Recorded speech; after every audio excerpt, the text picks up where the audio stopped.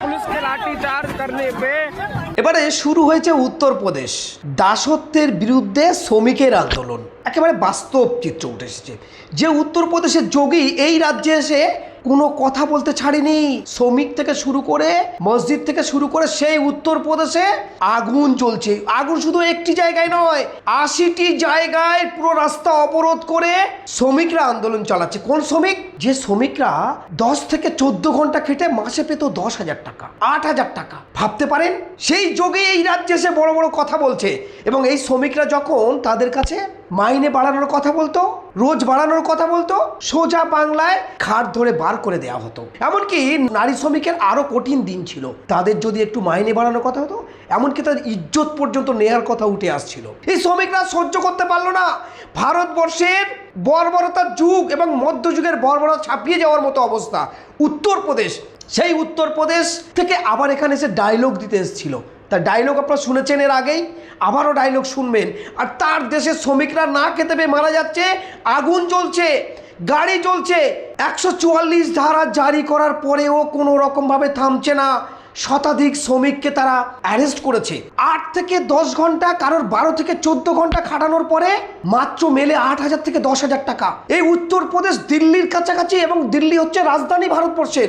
সেই ভারতবর্ষের রাজধানীর বুকে যদি 10 থেকে 12,000 টাকা ইনকাম করা যায়, 8 থেকে 10,000 টাকা ইনকাম করা যায়, তাহলে মানুষের কিভাবে জীবন চলে? একটি ঘর ভাড়া নিতে গেলে, ঝুপড়ি বাড়িতে ঘর ভাড়া নিতে গেলে বলছে 6 থেকে 7,000, 8,000 টাকা ঘর ভাড়া দিতে হয়।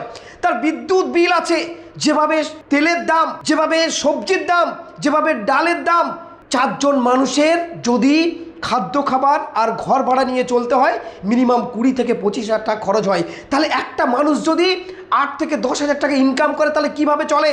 তারপরে তাদের সন্তান আছে, তাদের স্কুলে যেতে হয়, তাদের পড়াশোনা করাতে হয়, নিজেদের ব্রাশ আছে, কলগেট আছে, সাবান আছে, সার্ফ আছে, তারপরে প্রতি মাসে তাদের বরং দেনায় জড়িয়ে যেতে হয়। আর সহ্য করতে পারেনি সেই বুলডোজার বাবা এই পশ্চিমবঙ্গে এসে মানুষের স্বপ্ন দেখাচ্ছে। আজানের সুর বন্ধ করে দেবে, নামাজ পড়তে দেবে না। আর পশ্চিমবঙ্গের উগ্র সনাতনী হিন্দুরা রে রে করে হাততালি দিচ্ছে। যান উত্তরপ্রদেশে চলে যান। পশ্চিমবঙ্গে যদি না ভালো লাগে, আমার মনে হয় এই উগ্র হিন্দুত্ববাদীদের উত্তরপ্রদেশে যান, আন্দোলনটা কাকে বলে একবার দেখে আসুন। তারপরে বুঝবেন বাংলায় কৃষ্টি কালচার সংস্কৃতি কত ভালো। হিন্দু মুসলমান বৌদ্ধ খ্রিস্টান একসঙ্গে বসবাস করে। তারপরে কিছু বিজেপি উগ্র হিন্দুত্ববাদী প্রার্থীরা যেভাবে প্রচার শুরু করেছে, এই যেন ধর্মযুদ্ধ হচ্ছে, মুসলমান আর হিন্দুদের মধ্যে ধর্মযুদ্ধ হচ্ছে। বিজেপি যেভাবে পথে নেমেছে, এ কোন নীতি, এ কোন আদর্শ, এ কোন চরিত্র, এ কোন বাংলায় আমরা বসবাস করছি? একবার উত্তরপ্রদেশ থেকে ঘুরে আসুন। যোগীর উত্তরপ্রদেশে এখনো চলছে আগুন। সেই শ্রমিকদের বুলডোজার দিয়ে ঘর বাড়ি ভাঙচুর করা হতো, তাদের জেলে খাটানো হতো। আবার যদি শ্রমিকরা আন্দোলন করে একসঙ্গে হতো, সেই সমস্ত শ্রমিকদের ধরে নিয়ে গিয়ে ফিনিশ করে দিত। এরমই তথ্য উঠে আসছে উত্তরপ্রদেশে। যার জন্য শ্রমিকরা আর সহ্য করতে পারেনি। তাদের নিজেদের বাল বাচ্চার কথা ভেবে, নিজেদের উপার্জনের কথা ভেবে পেটের টানে জ্বালায় আজ রাস্তায় নেমেছে। মানুষ কখন রাস্তায় নামে? কখন মানুষ রাস্তায় নামে? যখন তাদের কিছু করার থাকে না, বজ্রমুঠিত হাত উত্তোলিত করে নিজেদের রুজি রুটির টানে দাসত্ব পদার্থ থেকে বেরিয়ে আসতে মধ্যযুগে যা দেখেছিলাম, আজকে দিনে দাঁড়িয়ে এই বিজেপি সরকার, অর্থাৎ আমরা হরিয়ানাতে দেখেছি, বিহারে দেখেছি, গুজরাটে দেখেছি, এবার উত্তরপ্রদেশ দেখছি। ডবল ইঞ্জিন সরকার, ডবল ইঞ্জিন সরকার মানুষকে চুষে নিয়ে আদানি আম্বানি শিল্পপতিদের দিকে চলে যাচ্ছে। এই গরিব মানুষদের শোষণ করছে, নির্যাতন করছে। তার জ্বলন্ত উদাহরণ আমি পশ্চিমবঙ্গের বিজেপি কর্মী, বিজেপি প্রার্থী এবং বিজেপি যারা ভোট দিতে যাবেন, একবার উত্তরপ্রদেশে থেকে ঘুরে আসুন। দাসত্ব প্রথায় নিয়োজিত হতে হবে আপনার স্বামীদের, আপনার সন্তানদের, এবং আপনাদেরও লাইনে দাঁড়াতে হবে ইজ্জত দেওয়ার জন্য, শুধু দুবেলা রুজি রুটির জন্য। সেই দিকে গেছে উত্তরপ্রদেশ এবং পশ্চিমবঙ্গকে আপনার সেই দিকে নিয়ে যাওয়ার চক্রান্ত করছেন। দেখুন সেই চিত্র উত্তরপ্রদেশের।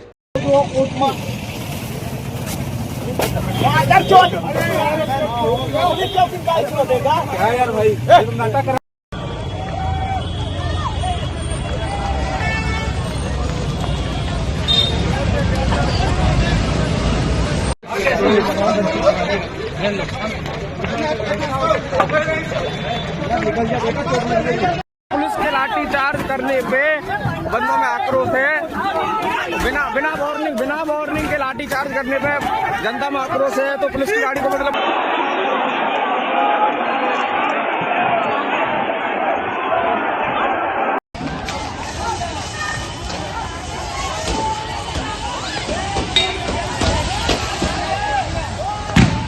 এটা কারোর উস্কানি নয়, তাদের পেটের জ্বালায়, অন্ন বস্ত্রের জ্বালায় বজ্রমুঠিত হাত উত্তোলিত করে তারা আজ পথে নেমেছে। তারা গাড়ি জ্বালাচ্ছে, তারা মানছে না। তারা বলছে বিজেপিকে ভোট দিয়ে আমরা চরম অপরাধ করেছি, চরম ভুল করেছি। গোটা দেশবাসীর কাছে হাত জোড় করে অনুরোধ করছে এই বিজেপিকে আর নয়। যদি বিজেপি থাকে তাহলে আমাদের না খেয়ে মরতে হবে। আমাদের সন্তানরা মূর্খ হয়ে যাবে, জাহিল হয়ে যাবে। আমাদের সন্তানরা মধ্যযুগের বর্বরতার থেকে আরও ভয়ঙ্কর পরিণতি চলে আসবে এবং আমাদের সন্তানরা মাথা তুলে বাঁচতে পারবে না। আমরা পারছি না। শ্রমিক হয়ে রাস্তাঘাটে পড়ে আজ মার খাচ্ছি। কাজের কথা বললে ঘাট ধাক্কা দিয়ে বার করে দেয়। যারা একটু শ্রমিকের বেতন বাড়ানোর কথা বললে ঘাট ধাক্কা দিয়ে বার করে দেয়। কোনো কথা ছাড়া বেতাজ বাদশার মতো আচরণ করে যারা কলকারখানার মালিক। ভাবুন তো দেখি, এটা গরিবের সরকার, এটা সমাজের সরকার, এটা মানুষের সরকার। বিজেপি উত্তরপ্রদেশে গাল ভরা গল্প দিয়ে গেল। এখানে উত্তরপ্রদেশ থেকে এসে শুভেন্দু অধিকারী একেবারে জুতো খুলে শটান পায়ের উপরে শুয়ে পড়লো। উত্তরপ্রদেশ থেকে ঘুরে এসো, কিভাবে আন্দোলন হচ্ছে, কিভাবে মানুষ খেতে পারে না, কিভাবে রাস্তায় পড়ে রয়েছে মানুষ, কিভাবে তাদের বুল্ডোজার চলছে। একবার দেখে এসো শুভেন্দু। এই বাংলায় অস্থিরতার পরিবেশ, আগুন জ্বালাতে যাওয়ার আগে একবার তোমাদের ভাবা দরকার